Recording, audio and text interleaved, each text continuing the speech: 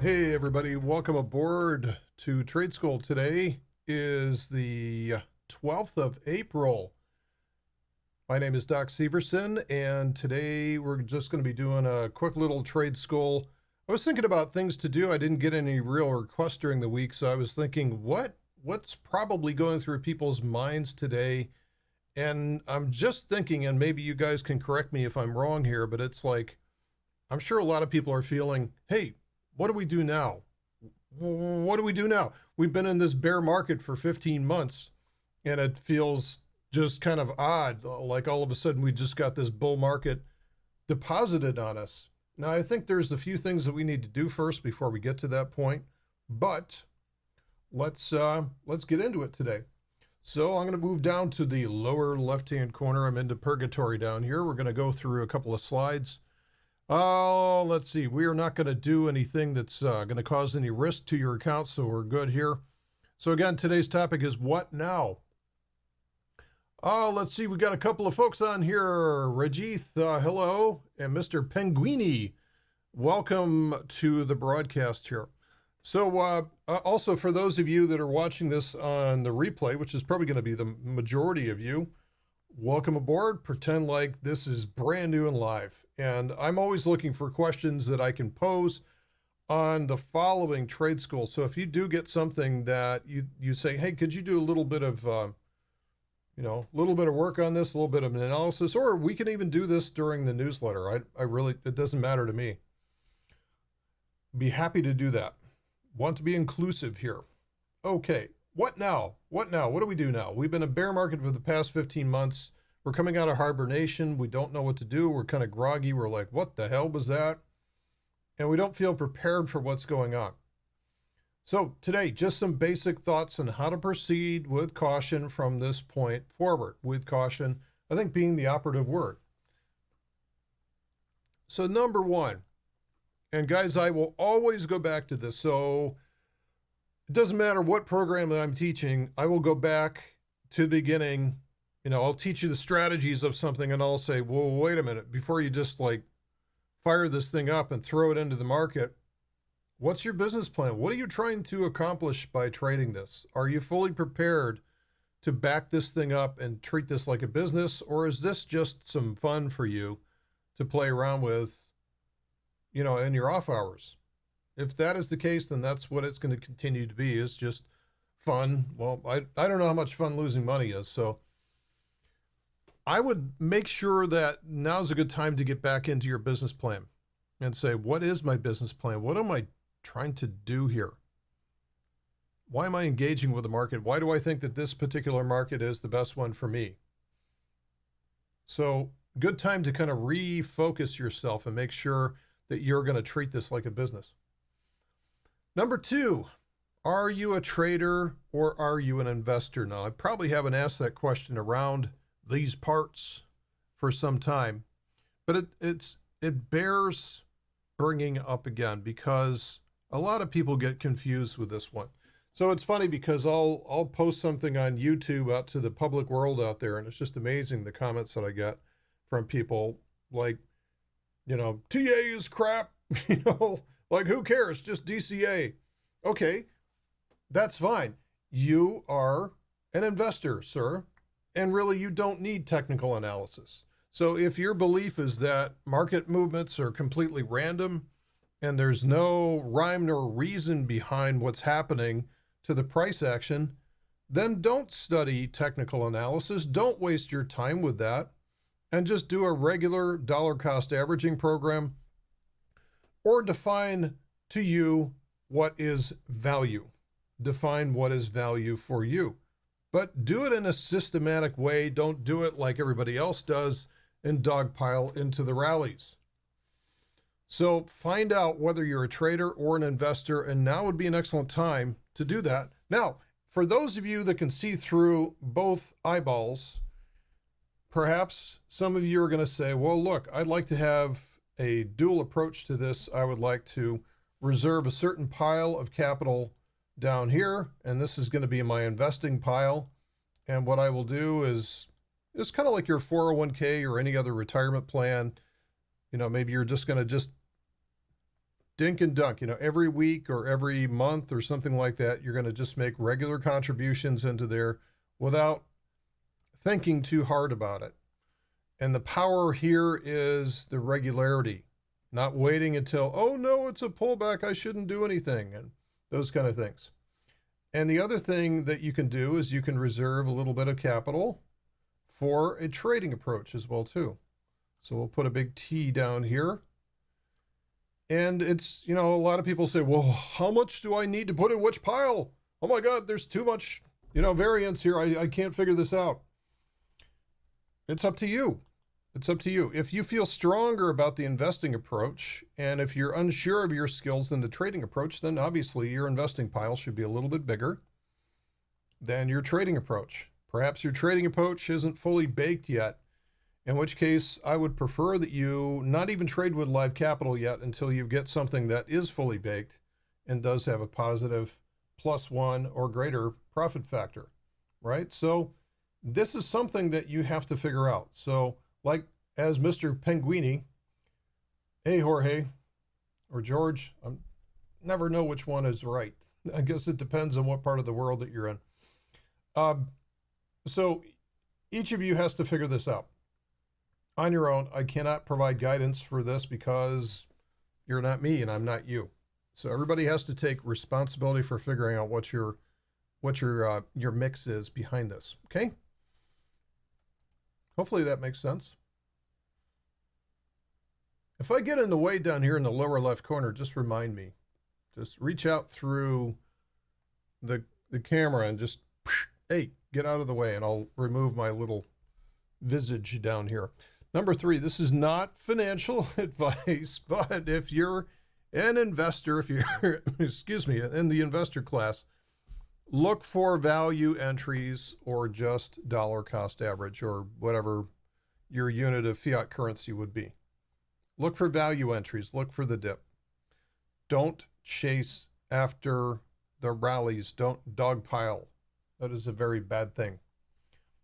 Okay. Number 4, if you're a trader, so investor and then trader, focus only on assets in a weekly uptrend. Now, this is going to be really interesting. This is, I think over the next year or two, we're going to have a great separation of assets. We're going to see assets that had all the promise in the world a year, 2 years ago, not really find their way right now, and then continue to get sold off in time. So I think we're going to see this sort of forking point here, and that's probably a bad word to use in this business just because there's so many other hard forks and soft forks and things like that. But there is going to be kind of a split where it's almost like what's the term for it? Natural selection, I think, is what I'm looking for. So natural selection will take place, I'd say, within the next year or two.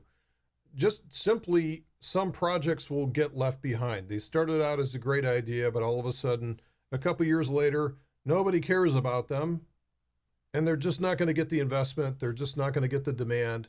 They're never going to get off the ground. And you've got to figure that out. Okay? You've got to figure out which ones. And guess what? It's not as hard as you think it is. Because what is the ultimate arbiter behind the value of any company? It's price. It's really that simple. It's not so much, I mean, that's my own reading on it, but price will tell you everything that the market knows about something today. And it generally is correct. It generally is correct. And it generally is a leading indication of what's happening out there. Don't buy based on the news. Market is much smarter than just the wholesale news that's out there. So focus on assets in a weekly uptrend. There's no reason, I'm just not a big believer in, hey, buy the dip, because buy the dip means this and has meant this for quite some time. Buy the dip. All right, which dip? Which dip are you talking about? Or if you're going to dollar cost average, if you're a trader, that's a recipe for disaster. Wait until something starts to trend to the upside. Now, I'm not talking about buying the highs, but wait until it's in a weekly uptrend and then look for your system entries. Look for your system entries. Okay, weekly uptrend is always a good one.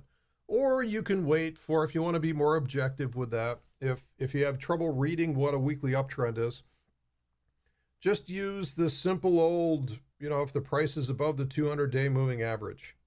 Or you can add the 50 to it and look for the golden cross of the 50 crossing above the 200 simple. That's a simple way to do things. It's surprisingly effective for just being a good filter for things. And you'll see me from time to time in the newsletter. I'll go scanning. Let's go into the crypto scanner. Let's go hunting. Let's go fishing for new candidates.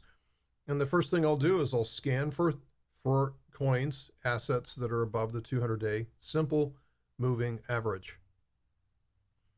And sure, I might miss the very bottom. But there's no wall that I have that has a medal for getting the bottom tick. So I don't care about that. Trade stuff in an uptrend. So again, guys, these are just basics. But sometimes we have to go back through these. Number 5, if you're a trader. So again, investor, trader. If you're a trader, what's your system? Even if you're an investor, you have to have a system, but even more so when you're a trader, because you've got to have a specific system. What is your entry criteria? What are your stops? What are your exits for this? They've all got to be defined before you enter the trade. All got to be defined before you enter the trade. I got all excited the other day because I saw this feature in 3 commas. It's called Smart Trade. And it's just a manual trade entry. It's just a smart interface that hooks in through an API to your broker, whether it's Binance or Coinbase Pro or Bittrex or what have you. They support several of them. But it forces you, Smart Trade forces you, it won't let you enter the position until you identify what your stop is. Or you can opt out of a stop, but you have to make a conscious decision to say, I have no stop for this. And it also forces you to identify an exit for the position. So a profitable exit, and you can even stagger those. You can even trail your stop if you want to. Phenomenal. This is great. Great stuff. Just simple ways to make this very difficult business a little bit simpler. So you got to have a system. Now, a system means what specific criteria are you going to look to enter with? It's got to meet the criteria. Otherwise, you're chasing after something. How much capital? What's your profit target? Those kind of things. Pursuant to that, funny that I brought this up, but number 6 is, again, not financial advice, but I believe that this is a really good time to start warming up the trend trading engine. Now, I brought up the trend trading strategy, I think it was November. I think November is when I launched the trend trading strategy. Now, this is based off of the Trading Turtles, and it's based off the Donchians. So I did a bunch of research on these kind of things. And the more I looked into it, the more I liked this, because it's a very simple strategy. It's based on price. It's based on a price breakout. It can't be simpler than that. And we actually have one of our members that did some really nice work, Touraj, did some really nice work and created a strategy for it. So not only an indicator, but also a strategy that shows buy and sell signals on it. So you can be alerted, and it's right out there. Mr. Penguini, would I generally suggest defining exits based on a percentage, such as a 5 or 10% gain? That depends on your strategy, sir. That depends on your strategy. So, for example, the trend trading, your exits are based on, so it's based on this Donchian channel thing. And as you break out, what you're doing is you're basing your stop, your exit is off of a trailing envelope. So it tells you when to get out. You don't have any say in that. So what people are always trying to do, two things at once, right? They want to minimize their losses, and they want to run their gains as far as possible. I guess the third thing is they want a high win rate. Now, not all three of those are compatible. You can't always get a high win rate and run your winners as long as possible. Typically, what you're going to do is if you have a system, which is like the trend trading system, where you have probably less than a 50% win rate, your losses are not going to be that bad. Your winning rate is not going to be that great. So you're going to look at this and you're going to say, well, this system sucks because it's less than 50%. I'm losing more than half the time. So if that's your only criteria, you're missing the point, because what happens is with a trend trading system, you're going to be able to get latched into those big home runs. Like if you took the breakout that was recent, right? Of course, everybody looks at that and says, oh, I would have taken that. But if you had taken that based on the system signal at 12:30 in the morning, where I live, that one trade pays off dozens of losses. Losses are usually very small in the trend trading engine, especially when the volatility is going from something very quiet to all of a sudden very explosive. That's perfect. So yeah, you might take a couple of small little losses on false breakouts, but all of a sudden, boom, she's gone.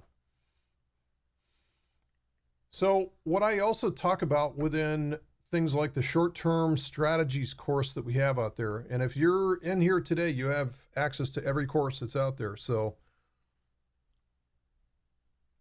what I do talk about is profit targets.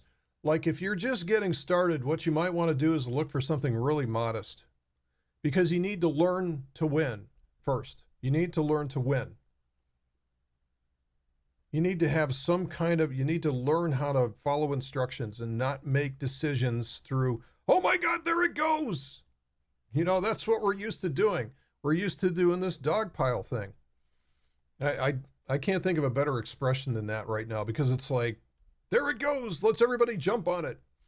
And it just never works out. I've been slapped so many times that it's almost, I can't bring myself to do it. When I see something launching like that, if I'm not in at the very beginning, I'll step back from it, because I just know better than to jump on board one of those things. So it really depends on, to get back to your question, it really depends on what it is that you're trying to do. Some of the swing trades that I do, I will look at the average swing length. So what you'll see is a price breaking out, consolidating, breaking out, consolidating like this. And eventually what you can do is you can identify what is your average swing when this thing breaks out. It's going to have some type of average swing length, and you can use that. You can also look for exhaustion at your signal time frame. If your chart that you're entering off of is in exhaustion, that's probably a good time to lighten up or raise your stop or do whatever you have to on that. So there's no one single answer to that, but something that everybody will find a different answer to meet their own risk and reward requirements. Okay, so trend trading, it's a very solid strategy, right? So I think it's very simple. I think it's very effective in this market. Now, what would have to happen in the market to sustain this bull? Obviously, what I would say is that we'd have to see 4,200 on Bitcoin. So we're going to define everything against Bitcoin generally. And then some of the other top 10s will be important as well too. But as goes Bitcoin, goes the rest of the market right now, in my mind. And this is not unlike what we deal with in the equity markets when we're looking at the indices and things like that, like the S&P 500, whatever. So determine what would have to happen in the market to sustain this bull. I'm expecting a pullback. I want a pullback. That's okay. Perfectly acceptable. I made fun of this yesterday because everybody was just freaking out. Not everybody in our room. I'm not talking about a room, but you read across social media and it was like everybody was just completely out of their minds. And it's just kind of an odd thing to see from time to time. Okay, let's see. Now, if the price undercuts 4,200, then we've had an epic throw over. Think of a throw over as, taking a towel and throwing it over a clothesline. You want to dry it out in the air. That's a throwover. A throwover is one of these deals where it's the epic bull trap where everybody chases after that and they just drive it lower like that. I don't see those that often. I really don't. And if there is going to be one, I would expect to see at least a lower high in here. I would like to see, so people are going to think that this is a dip. They're going to jump onto the dip, and then all of a sudden it's just going to get pounded on. Something awful would have to occur for that to happen. Right now, there's so many positive things that are going on out there. This to me is a very low probability of happening, especially with the volume that we have powering that move above 4,200. That to me did it for me and said, okay, switch. And actually I took some guff from people. I got some email responses like, you were saying that we were going to go down to 3,000 and die and everybody was going to be horrible. And then you got it totally wrong. I'm like, okay, first of all, I never said that that was going to happen. That's what I wanted to see happen. There's a big difference there. We're not in the business of predicting where the price is going to go. We can't do that. So if you saw my YouTube video today, that's kind of the point of that. Sure, we're always trying to figure out where it could go or what direction would it have to go to create the most pain. And that's generally where I'm looking for the price to go. What would the price have to do to generate the most pain amongst the traders out there? And that's usually where it goes. Price goes towards the pain. So in this case, the pain was actually to the upside. We got a perfect storm of short covering. So that one was really tricky. I've never seen a bear recover exactly like that. Just about every bear market that I've been through has some kind of different recovery to that. That's why it makes it so much more difficult to spot the bottom. Bottoms are an event, tops are a process. Spotting the event is tough.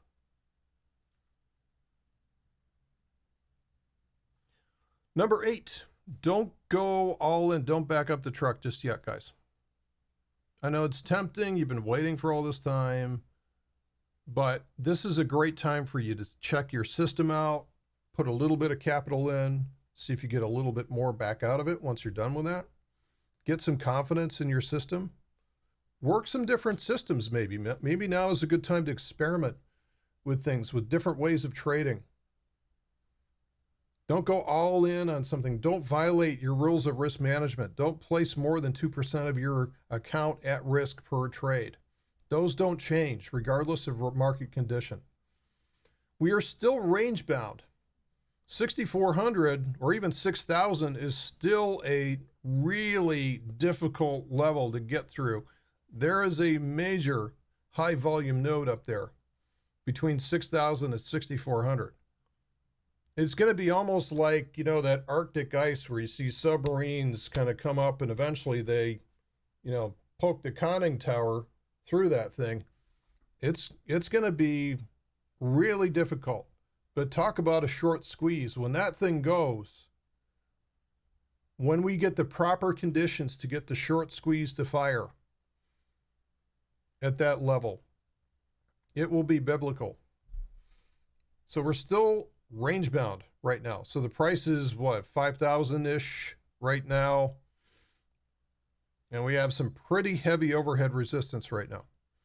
We also have some pretty good support at 4,200. 4,200 to me represents the top shelf of where things are at. So it's range bound. It's range bound. If you are a futures trader, the price action should open up and get to be more linear. What do I mean by that? What I mean is that there's a big difference in markets.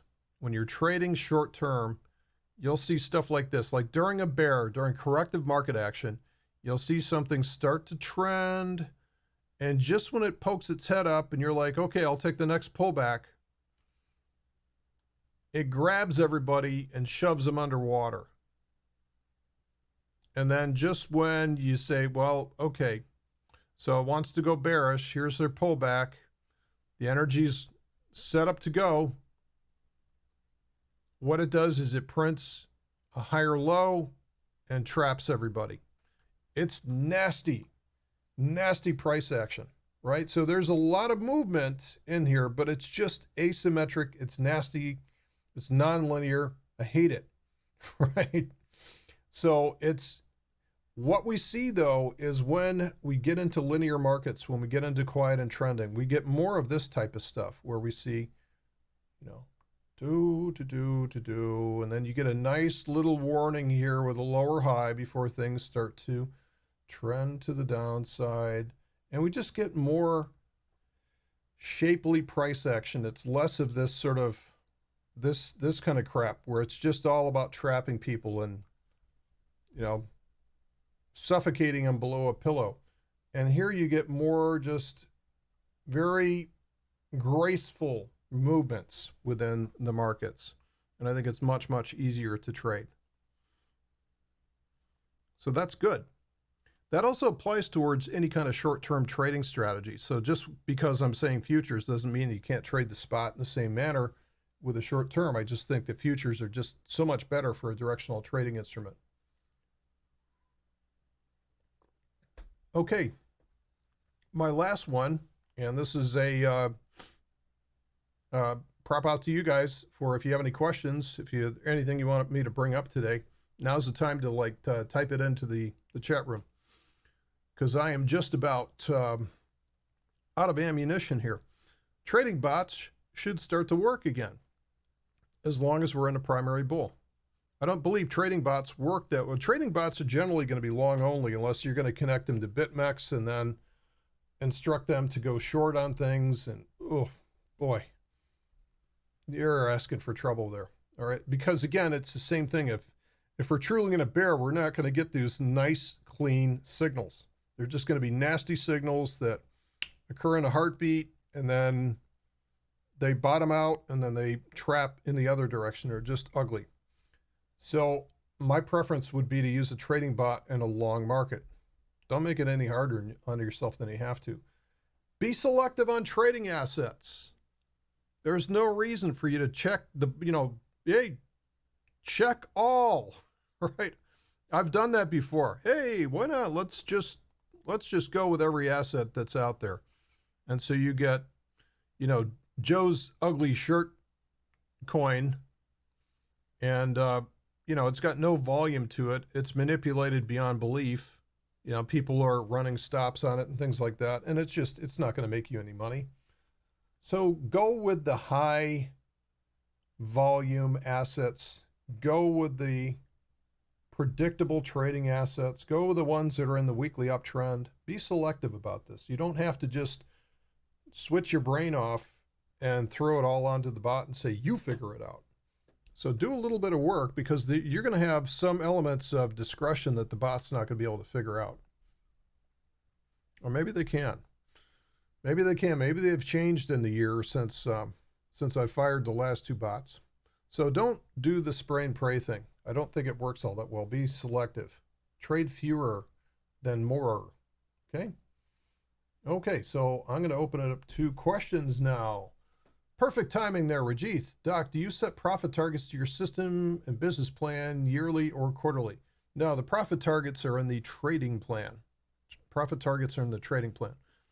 So, okay. So you're talking about overall profits for your system. Okay, I understand. Okay, I get it now. I'm with you. I usually do a beginning of the year plan for all of the strategies that I have, and I don't change it that often. It's only when we see a different character of market show up that I will be forced to, because you're going to have different performance from everything. And in fact, you may have different strategies that you're going to play. So something that, like, for example, this is actually a fairly simple market if we're going long only and things. I mean, the crypto market's fairly simple. But you start adding complexity, like in the equities markets and in the options markets, where you've got not only price moving, but you've got time moving, you've got volatility, implied volatility moving in your options. So you're almost like a puppeteer manipulating that, puppet with all the strings and everything like that. There's so many controls to it. So it becomes very complex. And there's a huge need to understand the character of the underlying market as to whether it's quiet and trending, sideways and volatile, whether or not the market's trending or not. And, what's happening? Is the expected move getting blown out every week? Or is it, staying within range bound? What works? There's so many different ways to trade. When we get to options, and we will get to options in the cryptocurrency world. I didn't think that we would get to them this year, and I'm pretty sure it's still not going to happen. Now, we do have them through some select vendors like Deribit and LedgerX. They are just totally illiquid. Don't get into them right now. It just doesn't work for the crypto market, but it will happen. So to answer your question is, yeah, I will kind of retool that thing every time that we see a changing character of the market. I will go back and look at my strategies and say, okay, what's working, what's not working? I may have to shift here. Do I revise my trading plan weekly? Now, what I'll do is, yeah, kind of, because especially if it's short-term stuff, the shorter term, the strategy, the more that I'm tweaking it. So especially if I'm doing things like day trading, yeah, just about every weekend I'm sitting down saying, okay, what happened this week? What do I need to change for next week? Those kind of things, because there can be a tremendous amount of trades in the course of a week. There's a lot of data that comes in that tells you what to do, what not to do, what to change. But if you're just doing swing trades that are, maybe one or two a week or something like that in the crypto market, not much is changing. So you're more waiting for the opportunities to come to you more than anything else. But you can do a tremendous amount of futures trading. You can get a lot of volume in futures trading with crypto. It's not moving as much as I wanted it to. It's still not moving as much as I wanted it to, but that's going to be the source of your greatest amount of trading activity. Quite honest, Mr. Penguini, the Pareto analysis, I will do the Pareto analysis if I don't know what I'm working on. By the end of the week, I know exactly what I need to work on. I don't necessarily need to do the Pareto analysis. So the Pareto analysis, for those of you that are wondering what I'm talking about here, is that when you get to the end of the week, you will have some kind of histogram of like, okay, here's the source of the losses that I had during the week. Would fit into something like this. And the whole point here is, okay, well, I'm going to work on all of them. No, what you're going to do is you're going to work on this one because this one had the biggest impact. So maybe this one had 10 errors, and you want to get this one so that it's no longer number one. So maybe it's really tough to do and you can cut it in half, but maybe it's down to 5 or something like that. Okay, great. Then next week, if this one's still at this level, then work on this one then. Eventually you get the histogram to kind of like compress. But by the end of every week, I know exactly where. I don't have to go through that step. I know I've taken enough trades to know what the issue is. Okay, anything else? Anybody got any other questions? Anything else? That's kind of what I had for today. So, nice pullback. Yesterday was actually very helpful in the markets. I want to see a pullback. I want to see a little bit of distribution. I want to, what I said to people was, look, when we get that lower high setting up, we got we're going something like this, and all of a sudden, boom, we get our explosion.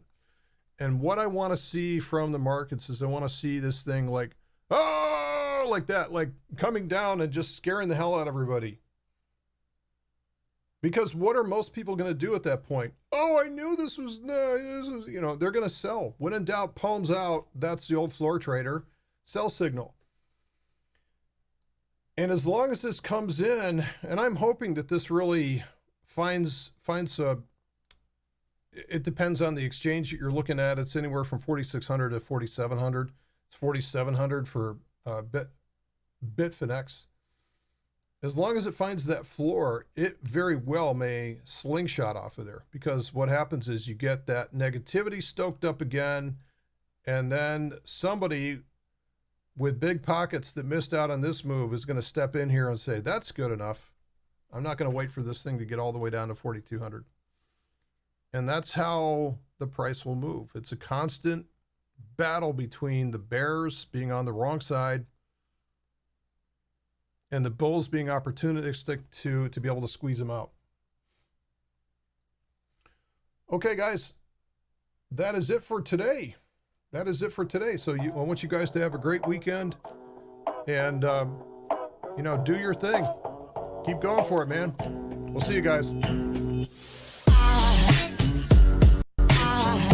There goes a sight from my soul.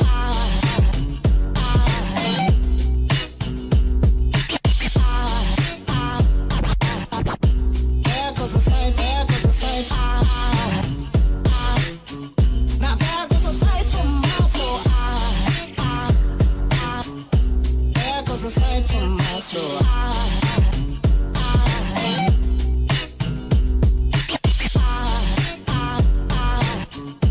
There goes a sight, there goes a sight. There goes a sight from my soul. I think the angels just walk by.